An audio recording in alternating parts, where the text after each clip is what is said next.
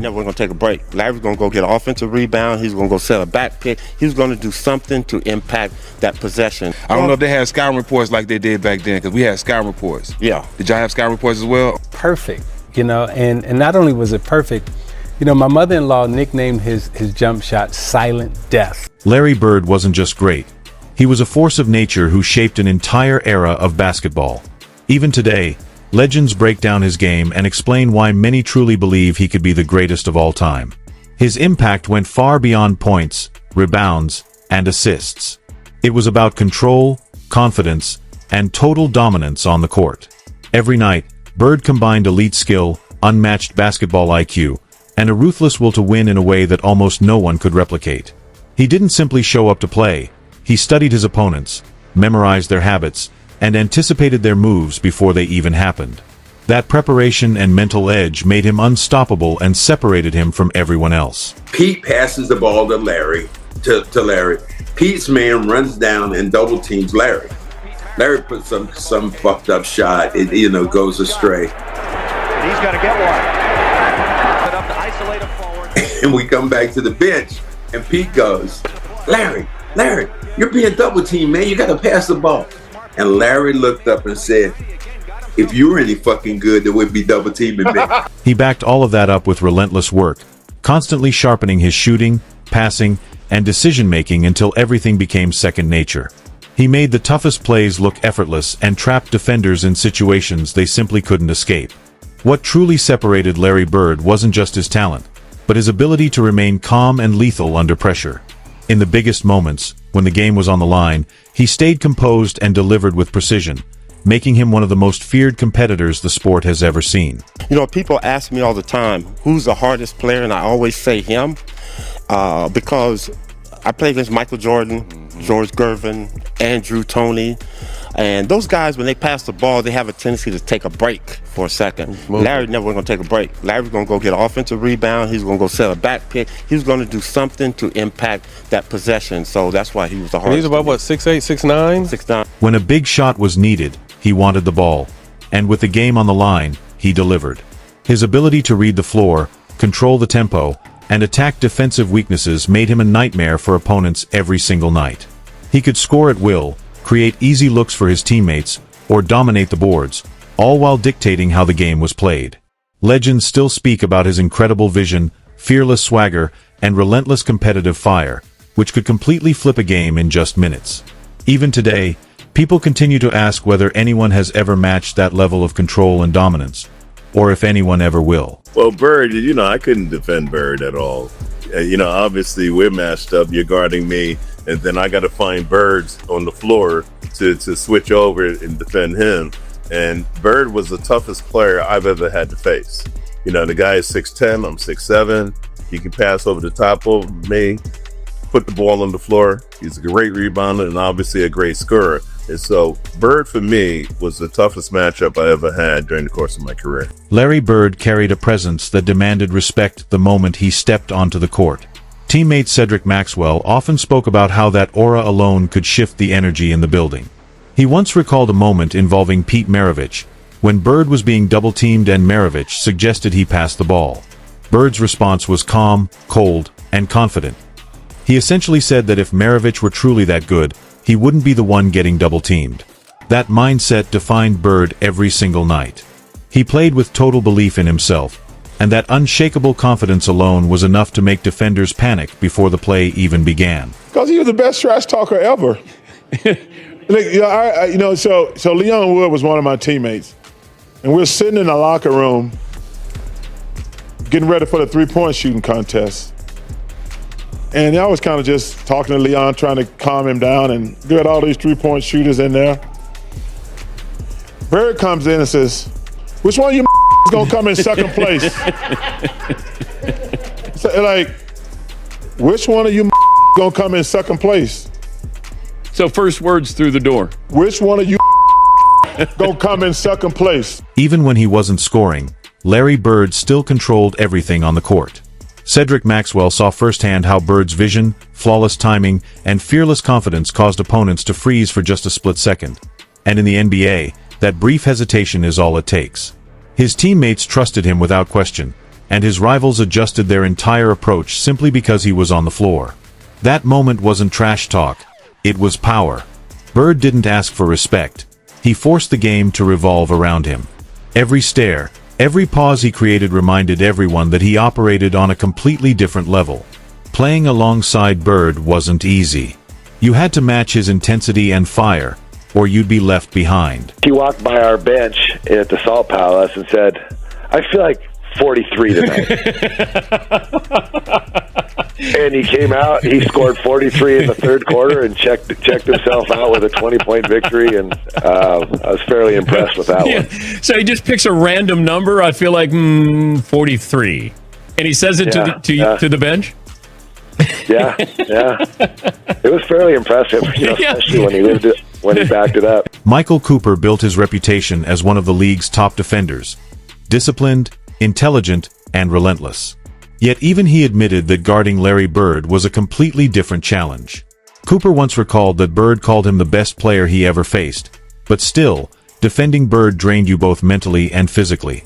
Bird moved with incredible efficiency, never wasting energy, yet defenders were constantly scrambling to keep up. Cooper described it perfectly. Bird felt like he was everywhere at once. One moment he was spacing the floor, the next he was cutting, delivering a perfect pass, or burying a shot if you blinked. Guarding him demanded non-stop awareness, instant decision-making, and elite anticipation. Even the most locked-in defenders felt that pressure. Bird's dominance wasn't built on flashy highlights. It was about constant control of the entire court and the ability to outthink and outwork opponents at the same time. Every possession required complete focus, and by the end of the game, defenders were worn down, exhausted, and humbled. Nobody worked as hard as Larry. He was the first guy there, and he was the last guy to leave. He wore that body out with the jumpers and the running and the movement and the concentration and the focus and the discipline and the sacrifice. He had it all. He wanted the light on him. He wanted the focus, and he wanted that ball. Another reminder of why Larry Bird stands among the fiercest competitors the game has ever seen comes from Bernard King. Known as one of the league's purest scorers, strong, polished, and fearless in clutch moments, King still admitted that Larry Bird was his toughest matchup. He described every game against Bird as a war. Bird wasn't just standing in your way. He was directing traffic, reading your moves before they happened, and striking the moment you hesitated. Guarding him required far more than hustle. It demanded razor-sharp focus, non-stop awareness, and true stamina just to survive each possession. And having one of the greatest players to ever lace a pair of shoes up in Larry Bird, in a half-court situation, he was evil. I mean, you couldn't beat him in a half-court. Bird's combination of basketball IQ and skill made him completely unpredictable. Bernard King could try to exploit a mismatch or create space, but Bird always seemed to slide into the perfect position, ready to disrupt the play or force a mistake. King felt Bird's presence on every single possession. The Celtics star didn't just play the game. He controlled how defenders reacted, how plays developed, and even how his teammates adjusted. It didn't take long for King to realize that talent alone wasn't enough to overcome that level of control. Bird's impact stretched across the entire court, and what made him so brutal to face wasn't just his physical ability. It was the mental pressure, the constant anticipation, and the relentless feeling that you were always one step behind him every single minute of the game. I mean, his shot was just so perfect, and not only was it perfect, my mother-in-law nicknamed his jump shot Silent Death because when he shot it, the ball just rolled in the air, and it was almost like it was playing a song, the way it was just moving in the air, and then it would just swish through. I mean, his shot was just so, and he was just, as a competitor, he was a killer. Just a straight killer. Larry Bird didn't just compete. He dictated the rhythm of the game. That's why he became one of the most feared figures in basketball history. Charles Barkley, known for his strength, explosiveness, and raw competitiveness, admitted that even he could be frustrated by Bird. Bird controlled games in ways that went far beyond raw talent, forcing opponents to adjust with every passing second. Barkley recalled a famous moment before the three-point contest when Bird casually turned around and asked, "Who's coming in second?" That wasn't a joke. It was a statement of dominance. That question stayed with Barkley long after that night. Facing Bird wasn't merely competition. It was a test of whether you could survive against someone operating on a completely different level. Larry Bird, Magic Johnson. Wow. Well, Magic's got a post-up game. Larry had a good post-up game too. But Larry was an outside step-back shooter. He had a great shot, and I think I'd probably go with Larry. He's probably the better one. Is that what you wanted to hear? What did I say? Charles Barkley felt Larry Bird's impact in every detail.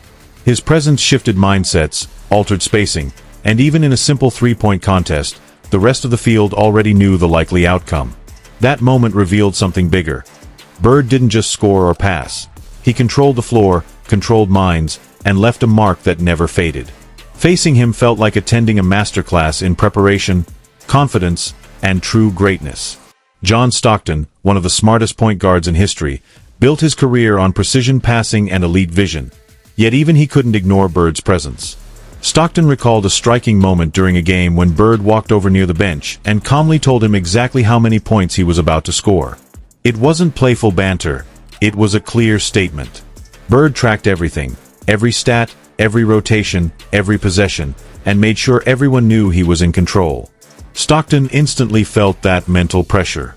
Bird didn't just play, he projected confidence, dictated the tempo, and forced defenders to respond to him rather than run their own game. That's what set Bird apart.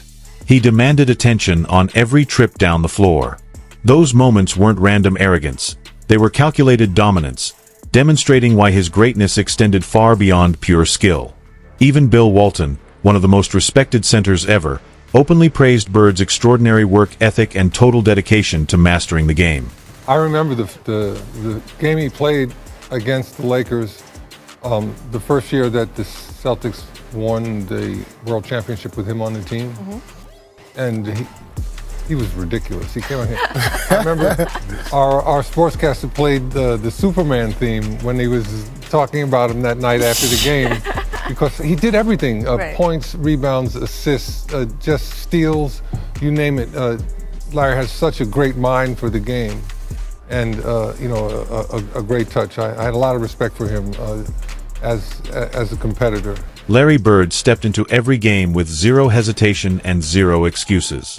Bill Walton described him as giving everything, body, mind, and pride, every single night.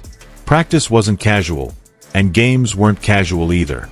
Every second on the floor carried focus and edge. His preparation, attention to detail, and effort existed on a different level. Bird never relied on talent alone. He sharpened it through relentless work until he became nearly impossible to stop. Walton watched that grind transform into results. Bird's competitiveness forced opponents to rise or get exposed. His commitment shaped every possession, lifted teammates, and created pressure that went far beyond physical skill. That blend of talent, toughness, and unrelenting work ethic defined who he was. He didn't just play well, he demanded respect through willpower and consistency. Bird's example proved that greatness isn't just about natural gifts. It's about pouring everything into the game every time you step on the floor. Dominique Wilkins built his reputation flying above defenders and attacking without fear, yet he admitted that Bird's dominance was on another level. Bird controlled games in ways few could emulate. Wilkins called him one of the greatest ever and noted that in half-court sets, Bird was nearly impossible to beat. Athleticism didn't matter. Bird's vision, timing, and decision-making broke opponents down. Every move had purpose. Every pass, cut, or shot was calculated. Defenders were constantly adjusting, both mentally and physically, whenever Bird touched the ball. He didn't rush. He didn't force plays. Every possession became a strategic battle. Bird's control of the half-court set him apart. He dictated matchups, owned tempo, and commanded respect from everyone on the floor. Even Isaiah Thomas, known for his speed and edge, admitted that Bird possessed a weapon few players had, the ability to control everything without appearing rushed. His shot alone made defenders nervous the second he crossed half-court. Thomas called Bird's jumper one of the most lethal he had ever seen. He could pull up from anywhere, off the dribble or catch, with a hand in his face, it didn't matter. Giving him space was dangerous. Crowding him was dangerous too. His timing, touch, and ability to read defenders made every possession a threat. Bird forced defenders to overreact or gamble, and either choice usually ended badly for them. That combination of shooting skill and psychological pressure made him more than elite. It made him a nightmare to guard. His range wasn't just about scoring points. It was about control. The mental edge he carried changed how teams defended before the play even began, locking in his status as one of the most feared and respected figures the game has ever seen. Phil Jackson, a coach known for mastering the nuances of basketball, saw Bird as the ultimate complete player. He blended skill, IQ, and competitiveness in rare fashion. Jackson described him as someone who could score, pass, rebound, and defend at a high level while still dictating tempo. Bird understood spacing and timing like a chess master. He elevated teammates, improved flow, and forced opponents to consider every angle. His greatness wasn't just stats, it was versatility, awareness, and the ability to adjust instantly. Every movement had meaning. Every decision shifted the game. Bird's all-around control cemented his place among the all-time greats. He wasn't just a scorer or passer. He impacted every possession, every matchup, and every result. His blend of skill, awareness, and competitive fire made him a complete player and one of the most intimidating forces the sport has ever witnessed. Even Kareem Abdul-Jabbar, one of the most dominant players in league history, looked forward to facing Bird, and that says everything. Bird brought out another level in his opponents, and Kareem experienced it firsthand. He called Bird the ultimate competitor. Every game came with focus, intensity, and a relentless hunger to win. Facing him wasn't just about talent. It tested strategy and mental strength. Bird forced opponents to lock in on every possession. One lapse, and he made you pay. Kareem admired how Bird combined fierce competitiveness with elite intelligence. He read the floor instantly, predicted movements, and made split-second decisions that left defenders scrambling. Bird's non-stop drive and control of tempo made him one of the toughest challenges Kareem ever faced, yet also earned his respect. Bird's leadership, presence, and skill turned every matchup into an unforgettable battle. Larry Bird's greatness wasn't just about stat lines or highlight reels. It was about elevating the entire game and everyone in it. His legacy goes beyond numbers or awards. It was built on versatility, intelligence, and a relentless will to dominate. He could score from anywhere, deliver perfect passes, dissect defenses like a chess match, and dictate pace without forcing bad plays. Every possession mattered to Bird, and every opponent felt it, on the scoreboard and in their own minds. What made him different wasn't just talent. It was the combination of elite skill and a ruthless mindset. He earned respect through preparation, confidence, and flawless execution. Athleticism alone wasn't enough to guard him.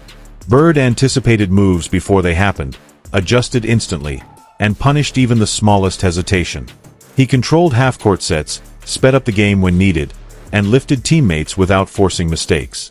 That total control, paired with his mental edge, created a presence that could shift entire games. The stories from legends make it clear, Bird wasn't just another star. He was a competitor who drew greatness out of everyone around him. His impact went beyond matchups, shaping full contests from start to finish. His skill, vision, and relentless drive built a strong case for GOAT status. Facing him wasn't just basketball, it was stepping onto the court with one of the smartest and most complete forces the game has ever seen. If you respect greatness like this and want more real NBA breakdowns, hit that like button, subscribe so you don't miss the next deep dive, and turn on notifications to stay locked in every time we drop. And if you believe Larry Bird deserves serious GOAT conversation, share this video with someone who needs to hear it. Let's get the debate going in the comments.